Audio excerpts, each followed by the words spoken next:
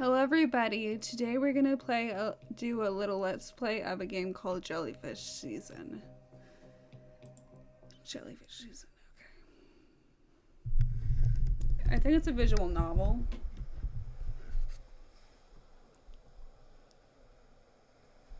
Niklas left his scooter on the empty side of the road at a way down to the sea. The path was very steep. He fought his way through a heavy thicket, crawled cautiously down the boulders hanging on the gnarled roots that stuck out of the ground. Down there he took off his sneakers, threw them on the coastal sand, and rested his hands on his knees. His plump face flushed, his forehead was pouring with sweat. His belly, big enough as it is, inflated so much with each breath that it seemed that Niklas was an air balloon, and that he was about to take off. The fatty man, that's mean, was sweating and had still not recovered his breath but felt fine. Oh, the music. That's him. It's the beach. More like a postcard picture rather than a beach. I come here and it lightens my soul. No worries. He buried his feet in soft white sand. Just like powdered sugar, except it's not sweet. Niklas found this place on the third day of his vacation, where he traveled to the southern end of the island to a fishing village to take a look at the sea gypsies. The local residents did not make a strong impression on him, though. Niklas expected to see the wild people of the sea, a land untouched by civilization, but he was greeted with rows of stalls festooned with pearls, shells, and other trifles, and houses with home satellite antennas and metal roofs. At each doorstep there sat a man or a woman. They smoked cigarettes and followed the stranger with their drunken eyes. On his way back, he noticed a sign nailed to a tree. No text, nothing but an arrow inviting to a dense jungle.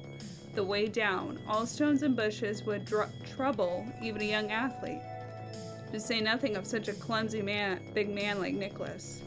The almost indistinguishable trail ran along a rocky slope, winding among the trees, disappearing and appearing again.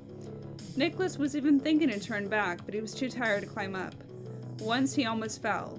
He stumbled on a roof and barely kept his feet so as not to crash down from the cliff. Finally, the bushes parted and a tiny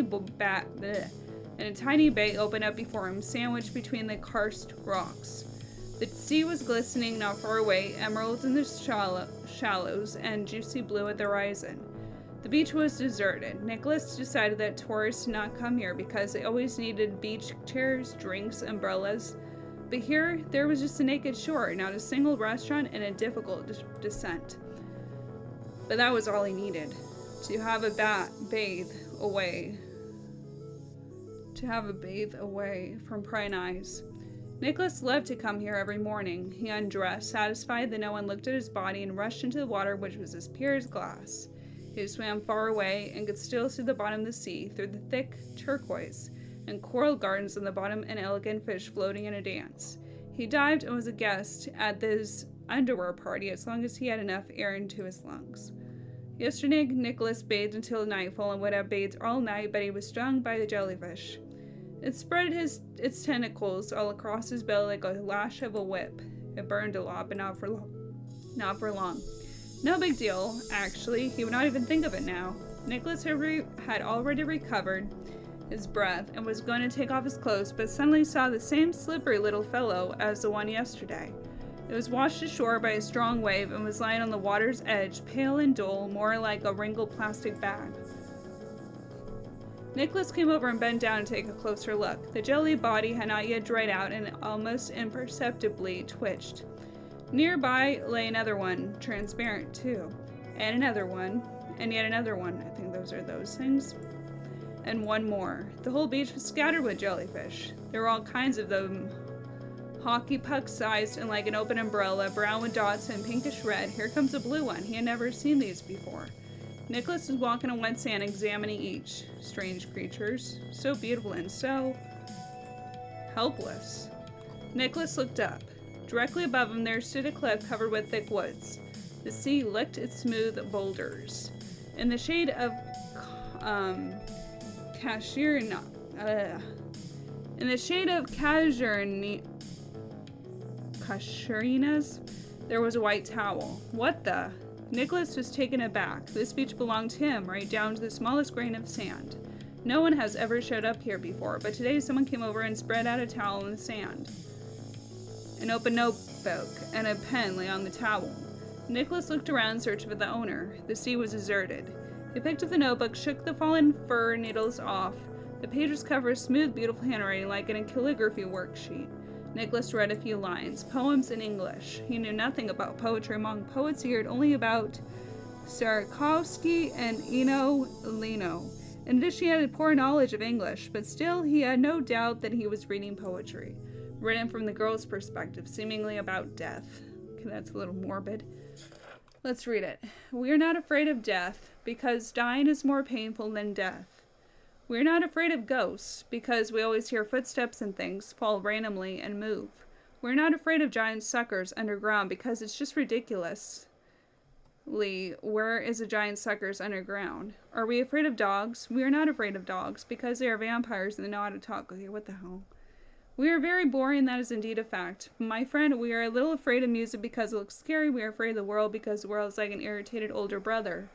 Sometimes we are afraid to live. Sometimes we want to stand in front of a mirror and ask, you're joking, right? Nope, we're not joking. We're afraid of mirrors. We love spiders. We love ice cream because it makes our kisses sweeter. We also put salt on fruit. No, I don't. First we taste it, and if it needs salt, then we will salt it. We love to bang our heads against the table. We are not afraid of love. Love inevitably ends in pain.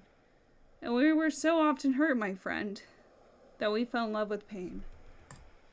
I'm gone like a sea wave, broken by a breakwater. I'm gone like a sea wave, broken by breakwater. And that line goes on for 1, 2, 3, 4, 5, 6, 7, 8 times. And then it cuts off to I'm gone like the 9th line. Oh, there she is, the woman. Blonde lady. Girl. My bad, sorry. Well, what do you think of it? She stood beside me, barefoot in a wet, pale blue, sleeveless dress. Appeared out of thin air like a weirdo. Tall.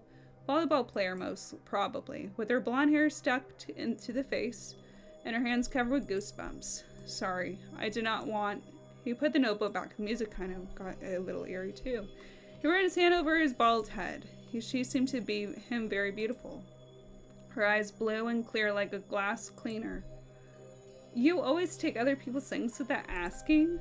No, sorry. Niklas looked away. The beach was littered with jellyfish. Poor things perished under the mercilessly blazing sun. He had never seen so many jellyfish. I must apologize and leave, thought Niklas. Behind the rock, there's another beach. It's worse than this one, of course. A lot of sharp rocks at the bottom of the sea, and the water is not so clear, while here you can swim very far and still see the fish. Where are you from? Your accent is weird. Finland. And, oh my god, I suck at accents. Finland, and you? I'm not from here, too. She spoke slowly and casually. Australians, suggested Niklas. There are a lot of Australians here. I mean, she kind of looks a little like Nicole Kidman. Well, what do you think of my poems? See, I give up on accents. Very beautiful. I used to write a lot when I was a child. Then I stopped and now start again. See, what the hell is that? It's good. Really? Oh, God, don't make that first, Nicole. I started recently, and how do you like the line about the wave? I am gone like a sea wave broken by a breakwater. Not bad, right? Beautiful poem. Faces give me creeps. I guess I'll rewrite them. These lines seem to be worse than others.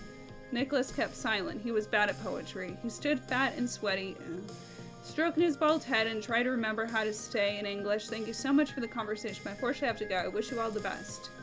Today the beach was hers. The girl had wonderful blonde hair. They had already dried up. Niklas was surprised how quickly the day came. But it does not matter. They will never be published. Why? You are good. I like your poetry. I know they will be published. No, don't say so. They will be published. Do you really not understand? I do not understand. You are a good woman. I have to go. Thank you.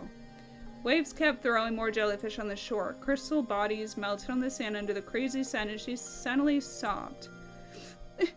It won't be published because I am dead. I'm sorry, my English is bad. Come on. Your English is good. Thank you. I understand a little, but speak badly. I'm dead. I died a month ago. I fell off the rock. The girl showed on the karst cliff hanging over the sea. From there opens a beautiful view. I wanted to see the sea beating against the rocks. There's a viewpoint, but no fences. I stumbled and boom, I slammed down the bloody stones. It is sad. You know what's really funny? Now they want to put a fence there so that no one falls down. That is good. No, the funniest of all, I did not even want to be here. Well, I did, of course. I wanted to travel and thought, why not become a volunteer? What? Volunteer? My friend did that and she liked it. She taught children English in a rural school somewhere in Indonesia. Maybe it was Malaysia? I don't remember. But certainly not here. I speak too fast, don't I? No. Okay. Anyway, I thought I could manage. I thought then that this was my calling, the point of life. I came here and the island is wonderful. All these beaches, parties, alcohol, and buckets and people. Especially people. But you know, I don't get on well with children. Why would I think it was my calling? I don't like children. Children are strange. That's true. You bet. But I'm grateful to them. Grateful to this place. It was here that I realized I wanted to be a poet. Would I understand what I want from life if kept on vegetating in Sydney? I read poetry as a child. And then stopped. I'd forgotten how great it was. My only regret is that I died so silly. Yes. Oh, the answer is yes. But well, that will do too. Being a ghost, I mean. Do you agree? It's quite peaceful. Nothing hurts. You're not afraid to die. The only bad thing is that they won't publish my poems. I would like to publish a book. She paused and looked at the transparent hills that flooded the shoreline. You're a good poet. It's time to go, Niklas sighed. I didn't know English well enough to continue the conversation. This is her beach. She writes poetry. She can't be distracted. Besides, the sea is teeming with jellyfish. I shall leave her alone. What about you? Who did you want to become? I work in a large company. Manager. No, I'm speaking of another thing. Did you have any passion? Something you really liked to do? You don't understand me, do you? How would I explain? This is not work. What possesses you? Maybe swimming? Breeding fish? Do you like to breed fish? Well, certainly not to learn languages. Tree. I loved the tree when I was a boy. Tree? Yes, I loved. He waved his hands. I do not remember the words. Plant trees? To look at the trees? Chop them? You look like a lumberjack. Because he's fat. No. Niklas put forth his hand and began to wave it over his other hand. Knife. Knife. What the hell? The girl nodded. I understand. Sorry, I do not know how to say it in English. I understand you. As a child, I like joinery. What the hell is joinery? Any tables, stools, huh? Hey, it's great. Awesome. Niklas smiled. What the hell is this game? I saw you yesterday. And before that, you come here every day. Niklas felt embarrassed and blushed. Yesterday he swam without trunks, convinced that apart from him and sand crabs, there was no one else on the beach. You were stung by jellyfish. I heard you cry out in the water. It must be very painful. Niklas shrugged shoulders. No big deal. At first it burned, but went away quickly. Show me your burn. You said nothing. You hesitate to undress in public, right? You are ashamed of your body. I saw you have a great body. Come on, please show me the burn. Nick lifted his shirt. Thin marking similar to red thread crossed his skin from left side of his body to the navel. Wow, no pain. Nasty creatures, that jellyfish. Ugh, they're beautiful. Now there are a lot of them here. Poor weak things. They simply obey the flow, drifting aimlessly in the water and satisfied with what they have. Like many people, though, you are a poet. Maybe you're sung by a sea wasp. They come here from the coast of Australia. These ones, pale blue. In Sydney, I saw a lot of them. Niklas felt irresistibly drawn to sleep. He's like, this is so freaking boring. He didn't have a really good sleep all these days. He went to bed after midnight and got up at dawn, rushing the beach. The girl sighed and shook her head. Their venom is deadly. It's a pity that you have such a stupid death. Had such a stupid death. Excuse me, but I do not understand. Of course, you think that I say nonsense. I also didn't realize I was dead at first. I crashed on these rocks, swam out, and thought, my lord, how lucky I am to still be alive. And then they decided to put a fence there to prevent anyone else from crashing down. I have to go. Thanks for the conversation. It's being very weird. I saw you sink. You didn't manage to reach the shore. A heart attack, probably. Their poison is very fast. Goodbye. It's hard to accept, but I will help you. Stay with me. The whole beach was littered with jellyfish. The girl stared at the fat man. His name's Niklas. Niklas caught in her eyes some sort of painful cheerfulness. He wanted to look away but could not. Ugh, don't do that, girl. The girl giggled sheepishly and pulled the strap off the shoulder. And the other too. Oh, she's drooping. She took off her dress, the blue cloth fell on the sand. Oh boy. Okay. Oh, ew. Oh, that's freaky. She's got one of those eyeballs in her navel. Okay. Stay with me. I forgot about it. I totally forgot about this game. It's been a long time. Stay. I'm all you need. That's freaky. She's got like a third eye in her belly button. Stay. Niklas stepped back. He was scared. I don't blame him. Took another step back. She came closer with that face. The stranger laughed and followed him. Niklas turned and ran off with all his might. The trail was incredibly steep. Niklas climbed the hill, grasping at the roots and branches, sweat dripping from his cheeks. He was climbing up to the wide highway without looking back. His scooter was standing on the edge of the road. Niklas pulled his helmet on, drove north to the hotel, and his ears drowning out the whistling wind,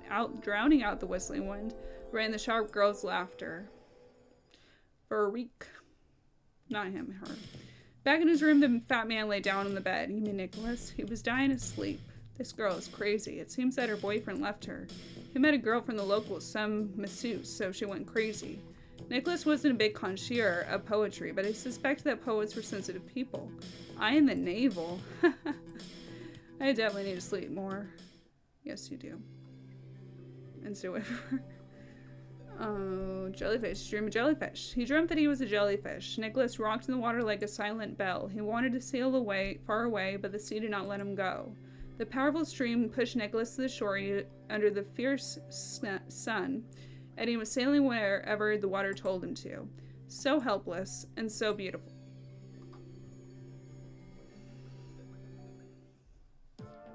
Niklas woke up in agony. The skin on his belly was burning. The day was drawing to a close. One after another, the bars opened. The waiters were sweeping the floors and rearranging the chairs. I have to buy the ointment for burns, Niklas thought. I must find out how to say ointment in English. His vacation was ending soon. The day after tomorrow, Niklas would board the plane at Helsinki. The first thing he would do was to go to the construction market or maybe even a carpenter shop and buy some planks, linden, or aspen. Then he would visit his parents and ask for the key to the garage. In a dusty corner where his father keeps old magazines and a deflated rubber boat, he would find a box with chisels, jigsaws, and cutters and put on the apron. When he was a child, he was very fond of wood carving. It's not too late. I'm alive. I'm alive, aren't I? How lucky I am to stay alive. So some dead girl was telling him, you're dead. Okay? Oh, wow. The end. Very short game. Hope you enjoyed Jellyfish season. Don't forget to like and subscribe for more. Bye!